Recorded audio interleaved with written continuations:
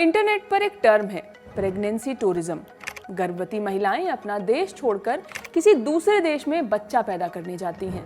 इससे बच्चे को जन्म से ही सिटीजनशिप माने नागरिकता मिल सकती है। बच्चे को बेहतर देश की सुविधाएं भी मिल सकती हैं। ये चलन दुनिया में कई जगहों पर है। इसी फहरिस्त में शामिल है भारत का लद्दाख। पर लद्दाख ही क्यों? जवाब है वहां के पुरुष और उनके जेनेटिक्स। लंबा कद, गोरा रंग और नीली आंखें, इन पुरुषों को आर्यन माना जाता है। असल Aryan race, last pure Aryans के रूप में भी बताया जाता है। इन्हीं पुरुषों के स्पर्म से बच्चे पैदा करने के खास मकसद से विदेशी महिलाएं खासकर जर्मनी और यूरोप से लद्दाख आती हैं। लद्दाख के कुछ गांव जैसे द, हानू, दार्चिक और गारकोन प्रेगनेंसी टूरिज्म के लिए फेमस हैं। वहां रहने वाले लोगों को ब्रोकपा या द्रोकपा कहा जाता है, जो कि एक बुद्धिस्ट नाम है। ये समुदाय खुद को अलेक्जेंडर द ग्रेट यानी सिकंदर महान के सैनिकों का वंशज मानते हैं। इन समुदाय के पुरुषों की शारीरिक बनावट ऊंचे कद की होती है, तीखे नैन नक्श होते हैं, नीली आंखें और गोरा रंग होता है। यही फीचर्स उन्हें सबसे अलग बनाते हैं और यही कारण है कि विदेशी महिलाएं लद्दाख जाती हैं। उनका मानना है कि इससे उनके बच्चों में वो प्योर आर्यन जीन्स आएंगे जो कथित तौर पर ब्रोकपा पुरुषों में पाए जाते हैं। वाइस नाम की मैगजीन पर छपा हुआ एक आर्टिकल बताता है कि ये समुदाय किसी जमीनी विवाद से बचने के लिए आपस में ही शादी करते थे। अगर कई भाई ये नहीं चाहते कि उनकी जमीन छोटे मोटे झगड़ों के कारण बंट जाए तो सभी भाई मिलकर एक ही महिला से शादी करते थे, माने उन सभी भाइयों की एक ही पत्नी होती थी। साथ ही ये समुदाय अपने प्योर आर्यन जीन्स की शुद्धता बनाए रखने के लिए कथित तौर पर आपस में ही या दूसरे आर्यन गांवों में ही शादी करते हैं। एक ब्रोकपा आदिवासी को उनके सिर की रंगीन पोशाक से पहचाना जाता है, जिसे टेपी कहते हैं। इस पर अलग अलग तरह के रंगीन प्रॉप्स लगे होते हैं और ये रंगीन बेरी के फूलों से सजाया गया होता है।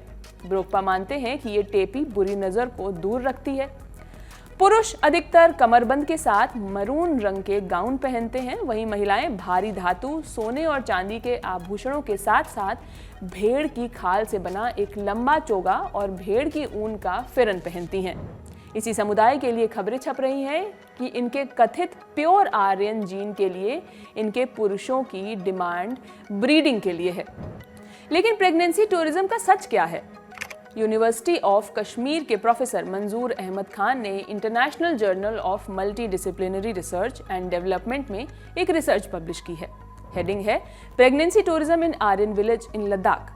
इस स्टडी में लद्दाख आई 180 विदेशी महिला पर्यटकों से उन्होंने बात की। इनमें से एक जर्मन युवती ने स्वीकार किया कि वो यहाँ शुद्ध आर्यन बच्चा पैदा करने आई थी, क्योंकि वो नस्ल के प्रति जागरूक थी।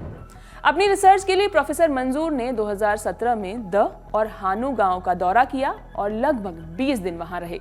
स्थानीय गाइड ने शुरुआत में इस प्रथा को नकार दिया, लेकिन बाद में स्वीकार किया कि कुछ विदेशी महिला पर्यटक खासकर यूरोप और अमेरिका से स्थानीय आर्यन पुरुषों से गर्भवती होने के लिए यहाँ आती हैं, पर ऐसा बहुत कम होता है। ये विदेशी महिलाएं अपने वहां ठहरने के दौरान शारीरिक रूप से कंपैटिबल साथी चुनती हैं और एक हफ्ते या उससे ज्यादा समय तक उनके साथ रहती हैं। बदले में वो पुरुषों को पैसे और कुछ गिफ्ट्स देती हैं। प्रोफेसर मंजूर अहमद खान ने अपनी स्टडी में ये भी लिखा कि उनके प्योर आर्यन होने के दावे की कोई प्रामाणिकता नहीं है, क्योंकि डीएनए और जेनेटिक टेस्टिंग या साइंटिफिक तरीके से इसकी पुष्टि नहीं की गई है। उनके दावे केवल उनकी शारीरिक बनावट, कहानियों और लोक कथाओं पर आधारित हैं। प्रोफेसर ने यह भी लिखा कि ये टूरिज्म बढ़ाने के लिए एक छलावा भी हो सकता है। उन्होंने अधिकारियों से इस पूरे दावे को वेरीफाई करने की सिफारिश की है। हमने आपको पहले ही बताया कि अधिकतर जर्मन महिलाएं इस खास ब्रीडिंग के लिए लद्दाख आती हैं, लेकिन क्यों? इसकी कहानी जुड़ती है एडोल्फ हिटलर से। आपको मालूम ही है कि हिटलर प्योर आर्यन रेस में यकीन रखता था, इसलिए ही उसने यहूदियों का कत्ल किया। हिटलर के साथ भले ही नाजी विचार भी मर गए हों, लेकिन एक विचार जिंदा रहा, नस्लीय शुद्धता का। इंडिया टुडे की एक खबर बताती है कि ये नस्लीय शुद्धता ही है जिसने जर्मनी से आने वाले पर्यटकों को हमेशा आकर्षित किया। साल 2006 में द आर्यन सागा नाम की डॉक्यूमेंट्री आई।